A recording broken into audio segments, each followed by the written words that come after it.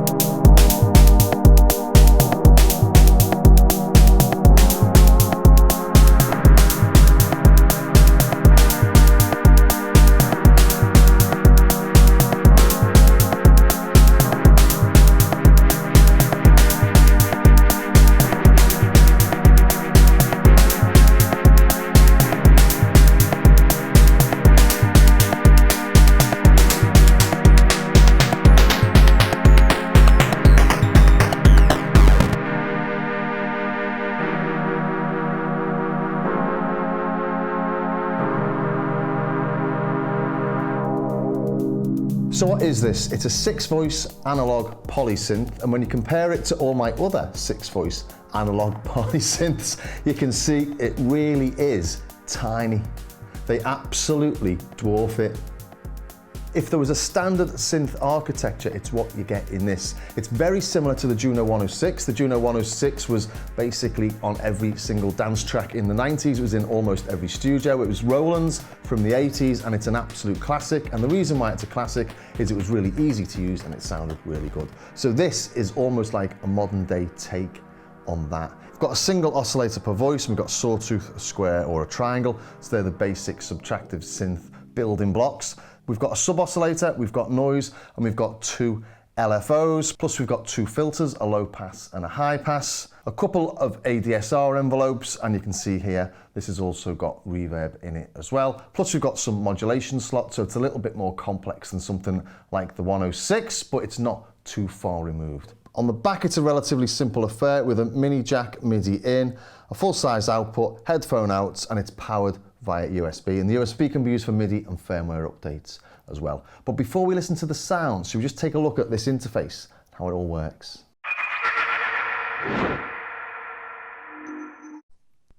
So just like an effects pedal, there's no on-off switch on this, it just comes on once it's receiving power. Now we can see here we've got a limited number of sliders, and we've got different lettering above and below, and that's because each of them has at least 2 functions. The stuff we can see across the top here is accessed with the shift key. We can either hold it, now we're accessing the high pass filter, or double click, and now it's held on.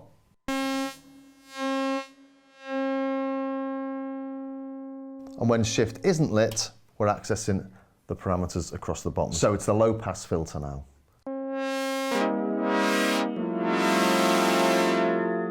And you can hear that we've got reverb in there, and that brings me nicely over to this menu system on the right hand side. We can see we've got reverb menu item 3. So we go into the menu, go to item 3, and now we're accessing the size, decay, the filter, and the mix on the reverb. So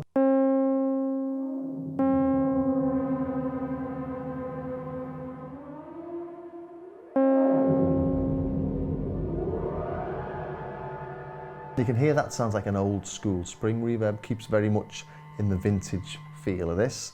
So if we wanted to access LFO2, we go to menu item 2. So now we're in LFO2 mode, so these 2 sliders here access LFO2's parameters, the rate, the wave shape, the delay, and the fade, and all these sliders across here are the modulation routines for LFO2. So if we put the level through LFO2, we're now modulating the level of the oscillator with LFO2. So if we put in, I don't know, the cutoff as well.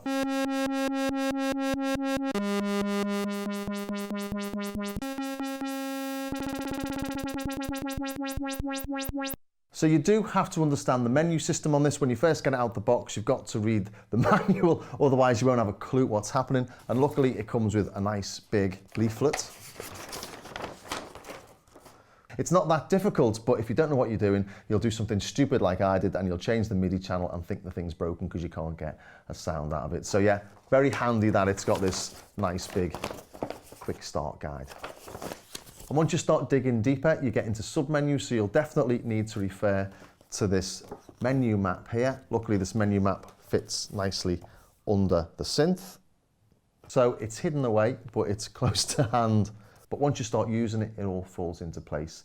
So we can see here we've got menu item 1, and on menu item 1, we've got 7 different slots.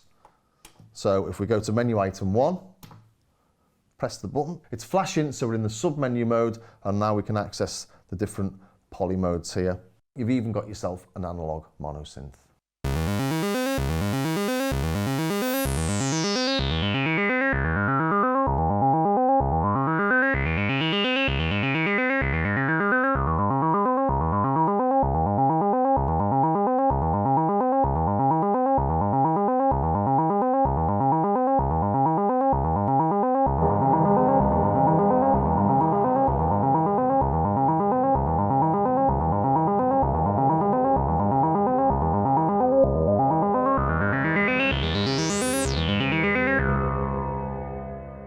All very nice. So now we know how it works. Let's take a look at some more of those parameters and how you build a sound. Got 64 patches in this. They're accessed again via this knob in the top right hand corner. I've put a simple sawtooth, a basic tone on patch A1. So if we go load, shift to go to bank A, and then A2, I think that's where I saved it. Press load. There we go. There are 3 main wave shapes. We've got a triangle, a pulse and a saw, we blend between them. We can modulate the pulse width using LFO2. Let's go into the menu then. We're already on menu item 2, which is LFO2. To access the pulse width, it's up here, so we double click on shift. And now we're modulating the pulse width with LFO2.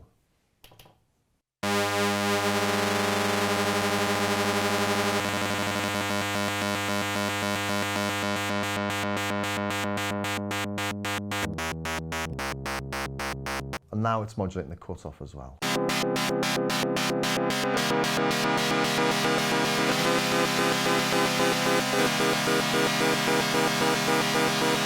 It's nice, maybe add some reverb to that. Go into the reverb menu, add some reverb in the mix.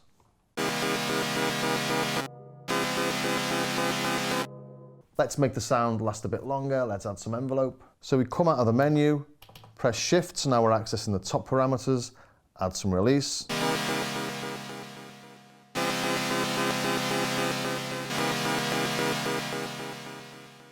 So that works. We can also modulate absolutely everything via MIDI. So let's take a look at that.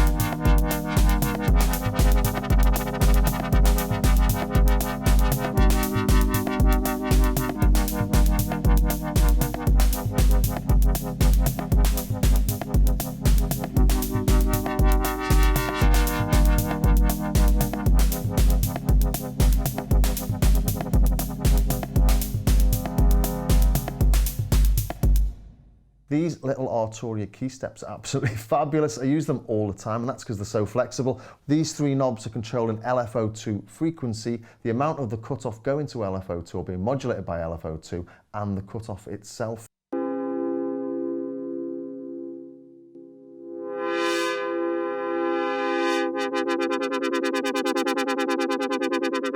And that's actually really handy for playing live. It means that things that you'd have to access via the menu system or sub-menus, you can just do it all via your controller. It also means you can control it from software and from your DAW. Here we've got a controller for it for Cherry Audio's Voltage Modular System. The Voltage Modular System is really cool in itself.